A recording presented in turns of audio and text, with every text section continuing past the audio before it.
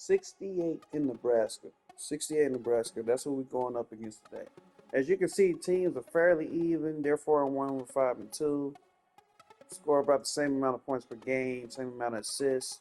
68 in Nebraska. The reason why this game is fun to me is because you see, I'm rocking a 99 3-ball. Why did I do it, you might ask? Fairly simple. I want to prove how easy it is to play with a nigga with a 99 3-ball. My play style will never change, right? Me having that just makes you respect the fact that I might use it. And it allows me, if I am open, to have more confidence to actually take a shot. I've been playing a lot of 1v1 with this guy, and at this point, I think everybody knows small guards is who this game is tailored for. Like, the guards from, I want to say from 6'1" to about 6'4", that's who the game is tailored for. The reason why I say that is because in playing 1v1 with the guy, I'm going against builds that's way taller. 6'8", 6'9", 6'10", and I'm getting stops in the paint just by throwing my hands up. Mind you, I ain't got no block, I ain't got no interior defense, but yet I can get stops. If you just saw earlier in the game, Savage missed a point-blank layup over a 6'4" nigga. In my opinion, it doesn't matter what your close shot and stuff is. I actually have a build with 95 close shot, and the window is small as shit in the paint, regardless of who I'm going against. It could be the smallest guard in the world, and I can consistently make close shots because the game doesn't allow for it. But yet, get a 99 3-ball, you can just shoot at somebody's face regardless of their height. You got all the great shooting badges on Legend. You got Limitless Range Legend, you got Shifty Shooter Legend, you got Deadeye Legend, you got Set Shot Specialist Legend. It's damn near almost like, when I be sitting there playing, it's almost hard to lose. Like, I done been down like 16-5 and came back and win just because of the threat. You make 1-3, they press up on it, you get to the rim the rest of the game.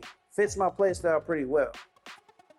Nonetheless, we're going against this team, and I peeped it early because this is the type of team that normally we'll lose to. We'll lose to them. Like, I'm not saying whether we win or loss. I'm saying, like, playing these type of teams is typically the teams that will blow us out type losses. And all I wanted to do was use film study and different things to see if we can make a little bit of a difference. So the big difference I did this game, which is not like nothing crazy, nothing like that, we switched to 2-3 zone pretty early. Normally, I tell people just play man to man. We're going to switch everything. That takes away the 3-pointers off rip. The thing about doing that, though, if people are not switching correctly and if somebody don't want to guard a particular matchup, it shows up. Because you end up giving up points. You got people chasing a man and trying too hard to make a difference, essentially. When in actuality, on defense, it's a function of 5 people playing together. It's not an individual, you guard your man, I guard my man type of thing. It should be,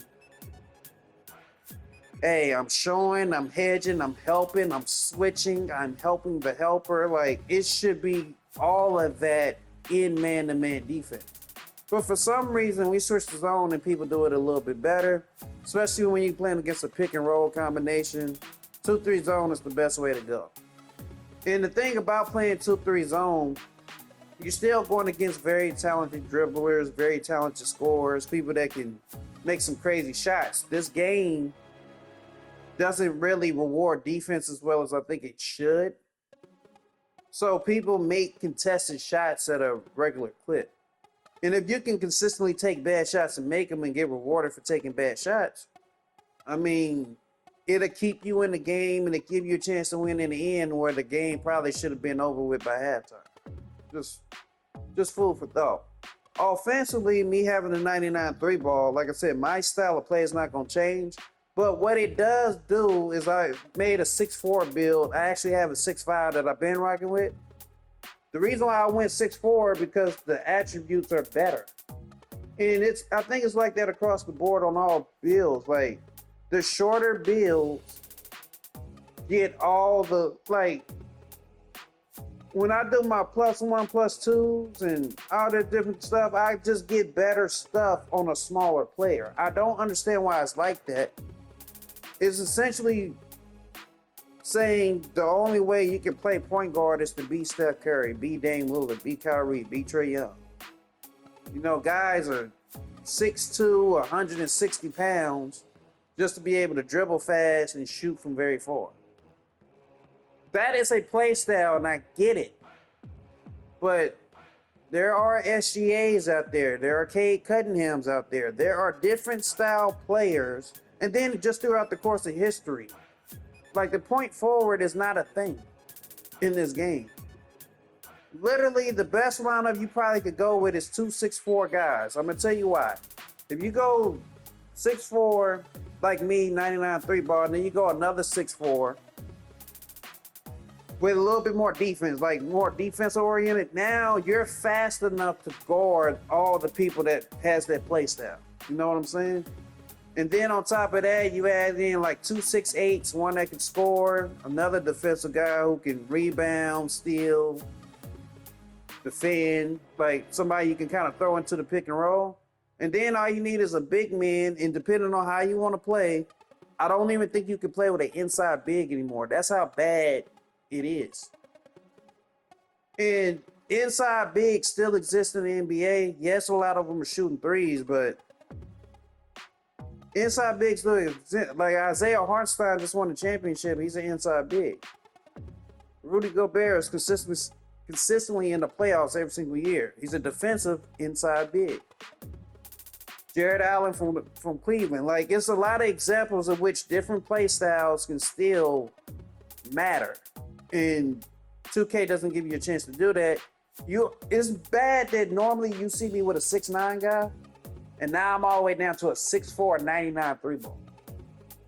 6'4", like, and it's not hard to play with. That's the crazy thing about it to me. Like, all these people always felt like they were so good. Like, even with my guy now, the meta is to be 6'4", 6'3", 6'2", with no weight. Like, I'm talking about 170, 180 pounds, like, no weight. I still make my guy 6'4", and he's 220. And yes, I don't get the De'Aaron Fox dribble style, which is supposed to be the best one for small guards. But I never cared about being part of the meta. I just want to win. And the way I made my guy, I think is tailor-made for the way I want to play, because I still want to play defense. I still don't want to give up backdoors and different things like that. And sometimes the aesthetic of looking strong is better than anything else. Like, I can get the burly body type if I want, but I know how this game is. That body type just doesn't work with the way this game is. It's cool to look at, but in terms of gameplay, it doesn't help you. Seem like all the skinnier players get all the best animations, steal animations, dribble animations, freedom of movement. And that's just how the game is. You just got to adjust from there. So in this particular game, now that we established that we're going to play 2-3 zone, offensively, I was curious if this was going to work out because, one, Savage hasn't played with us in a minute. He's actually playing center right now. I mean, he ain't played with us in a minute. Man, been busy. And RDA Chalk, he's moved down to the 4, which I don't really care what position he played because me and him have been playing 2s for so long. It don't really matter what he make. We're going to be okay. But I wanted to see how well everything would mesh. Does the ball move the same? Flicks is obviously a talented scorer. Strap is obviously a talented scorer. So now I have 5 guys offensively who not only can I kick the ball to for an open shot, but I can kick the ball to where they can create themselves without me having to necessarily get them open. All right, so right there, you just saw me knock down a 3-ball. That's the only 3-ball I'm going to make this game. The only one. The respect that you get from making one is everything. Because everything else for me now is free to run to the rim. You know, and if I can get downhill and make everybody collapse, all these threes are going to be open. And me being smaller, I picked K cutting him pass style. I think I went on YouTube and I looked the fastest animations in 2K. Pack TV, he had a whole video on all the fastest animations. He did personal test himself.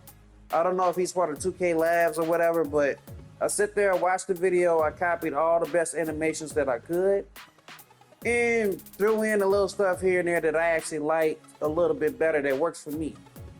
You know, yes, I have the Devin Booker. Yes, like I said, I picked the K Cunningham pass style just because they said it's the second fastest one, especially for long passes. And if I see you open, I'm going to kick it. You know, it's not as great for short distance passes, but when I'm coming down the court and somebody's slacking or they're not there, that kick ahead is instant. And that works for my play style.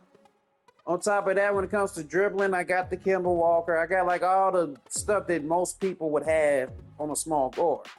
Obviously, some stuff I can't get just because I made my guy 220 instead of 200. So, like I said, the De'Aaron Fox dribble style or whatever, I can't get that. But I picked something that I like just as much. I picked Kyrie Irving, I think. Which Kyrie Irving is my favorite current player playing. So, when I could slide Kyrie Irving animations in there, I just went ahead and did that. But for everything else, I went with the meta. So at this point, we're up 51-34.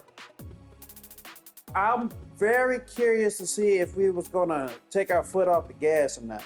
Because a lot of times we get into the situation where we're winning the game and we start like just not doing little things. And it always comes back to little things. Like if we get a good shot, are we getting back on the break?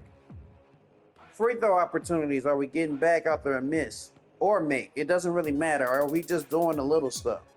Offensively, are we still willing to pass and trust each other and let the ball move? In this particular game, normally I would have anywhere from, I want to say 20 to maybe 35 points. I don't necessarily have to do that if everybody else is able to do their job. Like, I don't have to force myself to score. If people are listening on the mic, we're talking.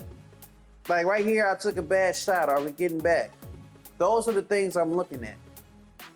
And if we do these little things consistently, I think the next time we play against one of those really, really good teams, like in my opinion, this team is really good. But I'm talking about like one of them teams that if we ain't on our game, they're going to blow us out by the third quarter. That's what I'm looking toward. The thing that's easy right now, as we, kind of play early and try to build up the record and actually try to get to an arena. The thing that's easy right now is just playing. Because a lot of the teams we're going to play against, we should beat. I'm just being honest with you. I mean, I actually like the fact that my character had a Brown play going into this, and we still matched up against 68 in Nebraska. So, like, these are teams we should be able to beat. I'm not saying these teams are easy. By no means do I believe this team is easy. If I put a different lineup from the team out there, this game looks totally different. So I take it for what it is. I take it for what it is. At this point in time, we up 20 points. There's another part I'm looking at the game. Do people get complacent and just start playing around? Are we just giving up open shots? Just cause. This team tried to throw in a wrinkle in there. Obviously, the 2-3 zone did pretty well against what they like to do. They tried to throw a wrinkle by coming out, showing some 5 out and things like that, which caused them to switch back. Because if you notice, at one point in time, Flicks was the one pretty much guarding because, in the pick and roll, that's the side he came down on. Now they go to a 5 out look. Strap has to now adjust what he was doing in the zone to now sit there and try to play and make sure he stay underneath and not give up threes. That's a great adjustment, and it's going to happen. It's going to happen. There's no way around it. When teams make adjustment, your counter has to be just as good. And you have to be willing to beat teams into oblivion. You have to, like, I always tell my team when we get to a certain point, Like if we play against a team that's blowing us out, like the team that beat us by 72. If we quit that game and I'm not able to post a video about it and you don't have no reminder of it, you don't know what it's like to lose. Like you remember, but now that reminder is out there in the world on YouTube, it just makes you lock in a little bit more every game we play. No matter what the conditions are, no matter what's going on, it just makes you lock in that much more because it's like you don't want nothing like that to ever go up on the screen again. And the same thing for this team we're going up against. They are a very talented team. They have a top-ranked player. If they quit out this game, where's the lesson? Where's the lesson? You know, you sit there, you get into some of these games that you say you want to play against the best people in the world, and then you finally get the opportunity. If you don't sit through the lesson, then you might as well have wasted your time. And it's hard. I'm not saying it's easy. It's frustrating to lose. It should be frustrating to lose.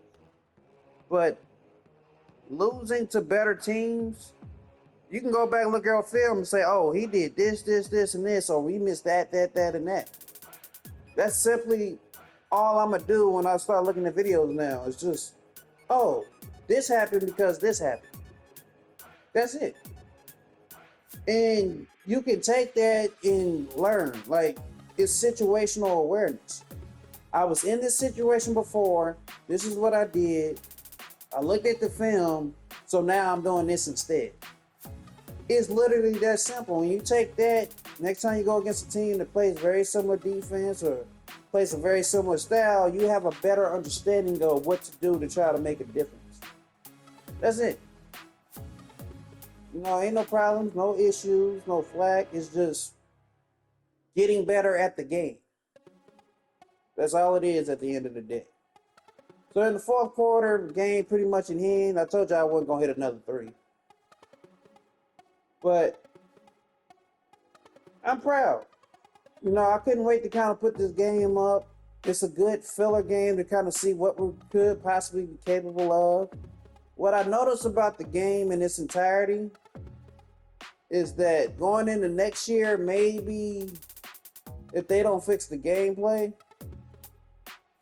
it's a certain style of lineup that I would want to put on the floor that I think would be really good. I never tell my teammates to make what I want them to make, but I can give strong suggestions, you know. I don't mind doing that. But I'm just looking at the way we play and what we're going up against and how it's working out. And I believe the best thing for us to do is to just stay small. Like, to be honest with you, I just think the best thing is stay small. I think 99 three balls are always going to be a thing at this point. I think 99 lockdowns is always going to be a thing at this point.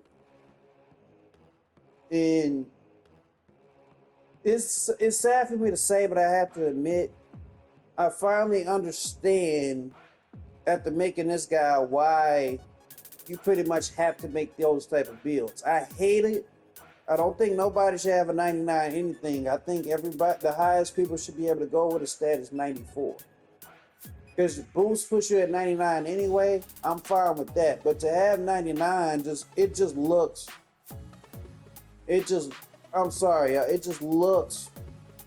depressing. You know, like, every time you open, the shot is going to go in. And you get to be fast, and you can go dunk. And if you put steal in your build, you still can play some deep. There's no weakness. There's nothing you can't do. Even when making this particular build, at the end of it said, no weaknesses to report at this time. No weaknesses to report. Because you can do everything. I don't even think you can do that on anything small forward and up. I don't think you can have no weaknesses to report. Like, literally, the game is telling you, hey, this type of build is the best way to go. You almost can get away with 3 small guards and being really good at this. Like, think about it. You can have 3 6'4" and be really good. You get like a 6'8" and a 7-footer that's like really good, really talented. Man, that speed and ability to switch, and bro, you can cause headaches on this game. You know, like I said, I think lockdown should be anywhere from 6'4" to 6'6". If you can get you a 6'7" lock, that's really good. That's impressive. You know, that's just a function of you having really good timing and really good skill. But yeah, before it used to be a thing where taller players reigned in basketball. It's just not like that anymore. You know, if you want to keep playing, you adjust. Simple. Now going into next year, nah, I don't plan on making those 6'4" guard. I just don't. Like, it's not gonna happen. But you know, maybe throughout the course of the year, if I see the way the game goes, if it's very similar to this, I'll probably have one in the cut just cause. You know, make me another guard with 99 3-ball. He can do all the stuff that this guy can do. Why not? I don't see nothing wrong with it. But it is what it is. Shout out to the team. Great dub. Way to get a win out here. If you're new to the channel, please hit the subscribe button. If you made it all the way through the video, stop being stingy. Hit the like button. You know, it helps me out the most. That's how more people see the content. It's been Lethal. I catch everybody in the next video. I'm out.